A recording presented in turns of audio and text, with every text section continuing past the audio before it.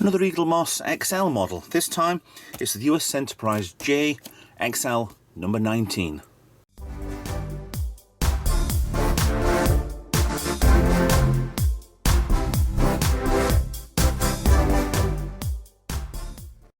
And with the seal removed, hi guys, Retro Trek Ralph here with another Eaglemoss Hero Collector distributed by Master Replicas Enterprise JXL. Now this is quite a big one, to be honest. It was a big ship anyway with this oddball sized saucer.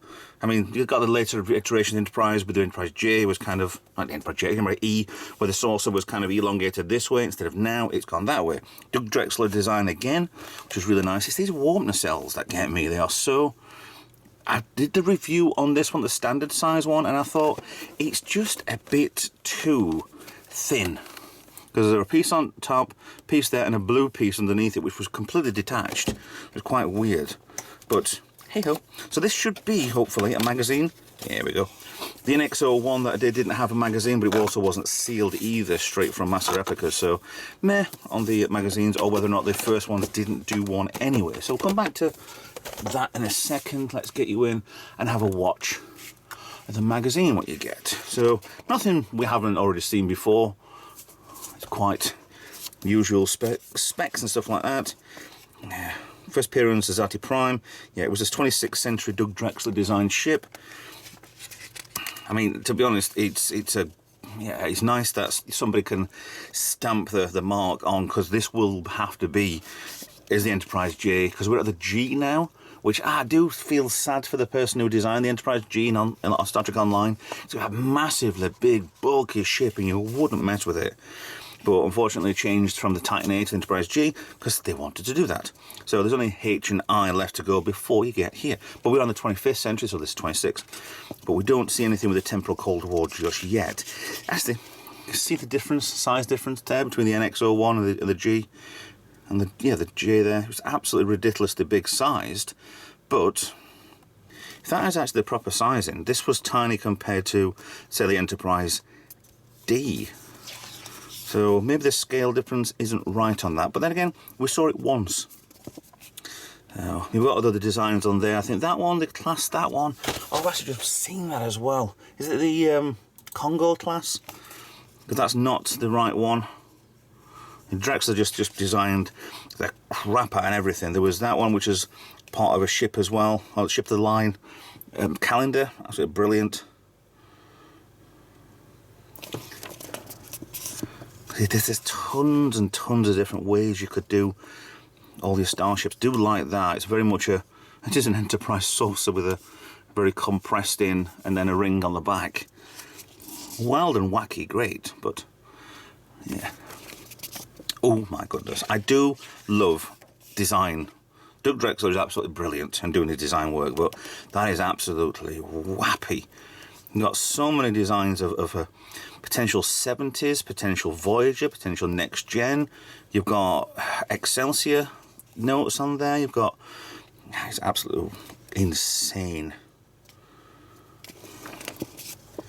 Yeah, we saw that. That was the Ships of the Line calendar, which is really good. Actually, the next Ships of the Line calendar should be coming out very, very soon. Maybe it's already out. Me doing the review before I release this video. So we have shuttlecrafts that could have been part of it. They look a bit like a runabout on the front, but also look a bit like the designs from, yep, yeah, well, they had use of the Defiant. Very close to that. Borg cube as well, tactical cube, the NX01, and then plenty of Vulcan designs, tell with the rust blood red colour. Very, very nice indeed. The refit part of the NX01, which we saw in the Fleet Museum in Starship Picard Series 3.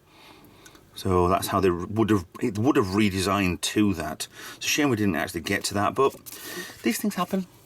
Sci-fi gets cancelled all the time. So in we go for the ship. So 2 fingers in to pull that out. Appears to be, there we go. Right, so that's sticking out quite a lot. Base one, 4001. A/C. So, not sure if it was the first one or not, or whether or not it's just that. These look so flimsy. I'm going to try and grab it by the mid-section. Everything is weighty on the front of this, because that is thin. How many decks is there? You got one deck, or is everything sort of stacked up so your decks are this way around? I mean, the window markings on there are absolutely stupid. This was only shown as a little bit on the actual episode of Enterprise.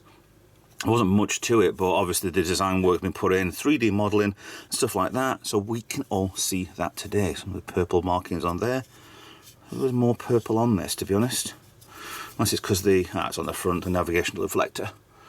Right, let me get this heavy ship zoomed in quite a lot so you can see a lot more. Right, the bridge. Is that the bridge? Because if this is the size it is, that's probably like the size of the NX01. Oh, that's absolutely massive. And the lines on there, have you got any markings for windows? Got something there, but all the lines completely miss it. Yeah. If I had the time, the effort and the patience, I would. Yeah, you've got one there in front of my thumb, it's just missed it. I mean, I'm sure that the company who originally made these, and then Eaglemoss selling them on, were not bothered about getting too close. They're quite happy with the level of detail for the price they've been paid. Massive section on the front there. Weird and wacky deflector. It's very much on the style of the NX01, but that's Doug Rechler through and through anyway. That yeah, it's a white dot. There's one on the other side as well.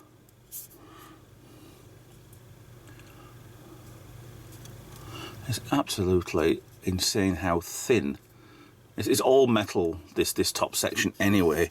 I think the back, maybe the bridge downwards might also be plastic, but I think this undersection here up to there is metal.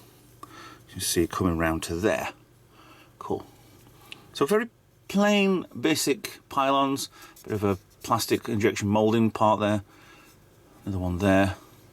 And you come to these absolutely wafer thin nacelles. There's nothing to them. It's like all the outer casing has gone.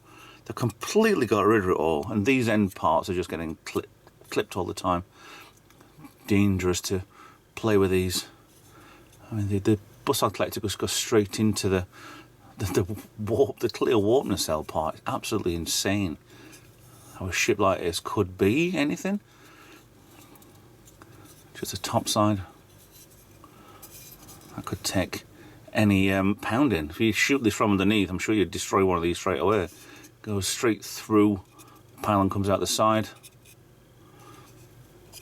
Absolutely crazy. You got a possible impulse deflector there. This back end here does remind me a lot of the Enterprise F, where the back section would there be like a shuttle pod on there or something, a landing ship. The nacelle there, exactly the same as the other one. Quite see-through and weird. Something wild. I mean, she's an absolute beaut, to be honest. But she's absolutely crackers. Sort of size. And profile-wise, that's all there is. It's just, yeah. Comes at you like that. Wouldn't really see it much unless it was kind of that massive ship. Size-wise, again, I mean, this is what I do with most of the models anyway. It's been a while since I've done a regular run on these.